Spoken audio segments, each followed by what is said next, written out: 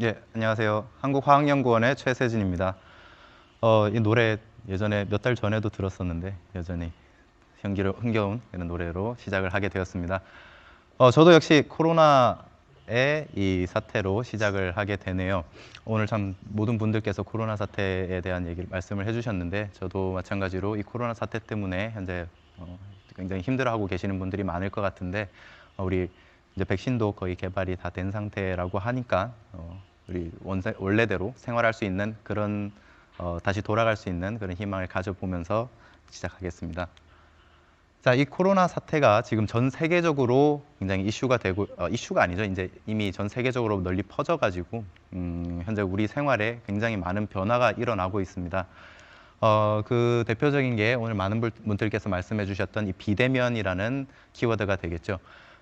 지금 보고 계신 분들도 마찬가지일 거고 아마 많은 분들께서 생활 패턴이 크게 많이 바뀌셨을 겁니다. 지금 영상도 이렇게 우리 비대면으로 하고 있고요. 또 초중고등학교, 대학교 모든 강의들이 현재 비대면 영상 강의, 영상 수업을 통해서 이루어지고 있고요. 또 뭐 직장이라든가 회사 이런 부분에서도 많은 회의들이 거의 비대면으로 이루어지고 있는 빠른 대체가 되고 있는 상황입니다. 또 이런 비대면뿐만 아니고 실제로 우리가 그 물품을 구매하는 패턴에서도 큰 차이를 보여지고 이제 변화가 일어나고 있는데요. 실제로 우리가 물건을 우리가 워낙 필요한 물건을 사러 갈 때는 마트라든가 뭐 슈퍼마켓 이런 데 가서 직접 구매를 했어야 됐지만 지금은 온라인 주문, 뭐 인터넷 주문을 통해서 온라인 배송 실제로 우리가 직접 배송을 받는 이러한 형태로 대체가 되고 있습니다. 자, 이렇게 식품이 우리 없어졌네요. 네, 우리 식탁 위에 식품이 올라오기 위해서는 많은 단계를 거쳐야 되는데요. 보시는 것처럼 그 식품을 생산하는 그런 생산 지역에서부터 마트 그리고 우리 식탁까지 올라오기까지 굉장히 다양한 단계를 거치는데 특히 이런 단계 속에서 이 저온 상태를 유지해야 되는 이러한 시스템을 우리는 콜드 체인이라고 이름을 짓습니다. 콜드 체인이라고 부르고요. 이런 콜드 체인 같은 경우는 굉장히 우리 소비자한테까지 도달하기까지의 굉장히 많은 단계를 거치기 때문에 또 많은 문제가 굉장히 다양한 장소에서 발생을 할 수 있다라는 우려가 있고요. 이런 콜드 체인들을 활용을 하는 대표적인 이 분야가 뭐 식품, 의약품, 또 화장품 이런 분야들이 되겠습니다. 아마 많이 들어보셨을 건데 그 식품 같은 경우도 몇 년 전이죠. 저희 매년 이 때만 되면 이슈화되는 부분이 햄버거병이라는 부분이 있습니다. 쉽게 말하면 식중독 문제가 되겠는데 이 햄버거병 같은 경우는 이 저온 배송이 돼야 되는 이 햄버거 패티, 고기 패티들이 부적절한 온도에 노출이 되는 거죠. 그래서 부적절한 온도에 노출이 되면서 이 식중독균이 번식을 하게 되고 그걸 섭취한 어린아이가 실제로 사망까지 이르게 되는 그런 안타까운 사고도 있었고요. 하지만 이게 매년 이슈가 되고 있음에도 아직까지 이 콜드체인 시스템에 대한 그런 적절한 조치가 좀 미흡한 것이 사실입니다. 또 최근에 큰 문제가 하나가 있었죠. 이 코로나 백신이 실제로 배송 과정 중에서 적절하지 못했던 그런 온도에 노출이 되었던 그래서 백신이 변질이 되었던 그런 문제가 있었는데 이 부분도 지금 이제 각측의 이 전문가들이 그런 콜드체인 시스템의 문제를 해결하기 위해서 많은 노력을 하고 있는 실정입니다. 자, 이건 제가 구매를 했던 치즈케이크인데 하나는 냉동실에 넣어놨던 거고요. 하나는 상온에 빼놨던 겁니다. 그래서 24시간 정도 지났는데 차이가 보이시나요? 아마 우리 눈으로 명확한 차이를 보기는 어려울 겁니다. 자, 이 차이를 보여주는 것이 이번에 저희가 개발한 안심 스티커라고 하는데요.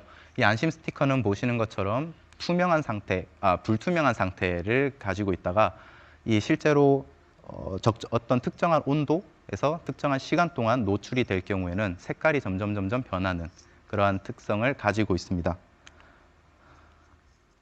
이러한 형태의 안전장치들, 그 콜드체인의 안전장치들은 기존에도 있었는데요.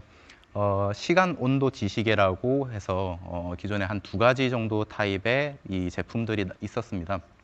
하나는 이 염료 우리가 잉크라고 하죠. 잉크를 활용을 한 그런 시간온도 지시계, 또 하나는 화학 반응을 활용을 한 시간온도 지시계, 이렇게 두 가지 타입이 있었는데 이 두 가지 다 큰 문제점들이 좀 있습니다. 하나는 이 배송 과정 중에 발생할 수 있는 충격, 이런 뭐 외부 환경에 의한 충격이 굉장히 약하다는 것, 취약하다는 문제가 하나가 있고요. 또 하나는 이 화학 반응을 활용을 해야 되다 보니 화학 물질을 사용을 하게 됩니다. 그래서 음식이라든가 이런 식품 안전 문제 쪽에 조금 적절하지 못하다라는 문제도 있고, 또한 이 두 가지 타입 모두 이 만드는 과정이라든가 사용되는 재료들이 가격 경쟁력에서 상당히 좀 떨어지는 부분이 있고요.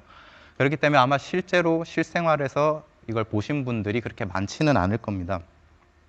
이번에 저희는 이 문제점들을 해결하기 위해서 자가치유 고분자라는 것을 활용을 했는데요. 이 자가치유 고분자라는 것은 이 고분자 표면에 상처가 났을 때 이 뭐라 하죠? 빈 공간을 스스로 메꿀 수 있는 그런 특성을 가지고 있는 신소재 물질입니다.